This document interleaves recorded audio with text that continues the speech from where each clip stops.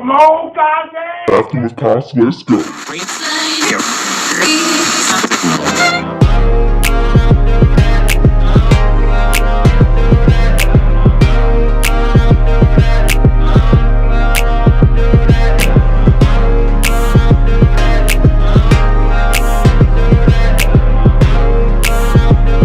I'm Kaz and welcome back to Crafting with Kaz. If you're back for another DIY.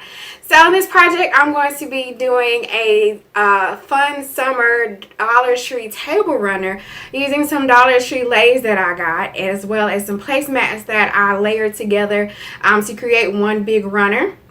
And so I've used some laid flowers in one of my previous projects that I'll also link in the description box below or somewhere in the air.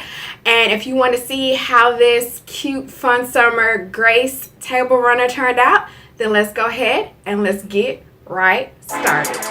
After with cost, let's go. I used 4 Dollar Tree placemats linked together and some lays to create the table runner. Perfect.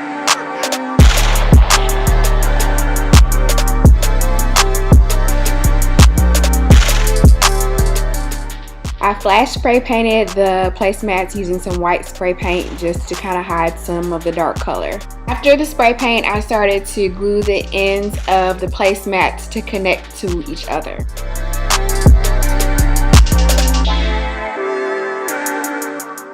So I put down the flowers to see where I was going to start placing everything, and then I started to glue everything down.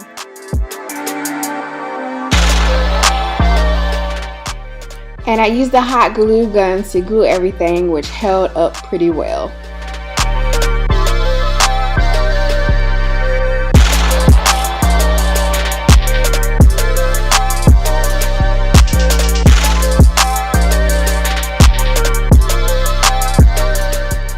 And then I just added some white lay flowers on the top of the actual table runner, and then started to run some orange lay flowers towards the bottom.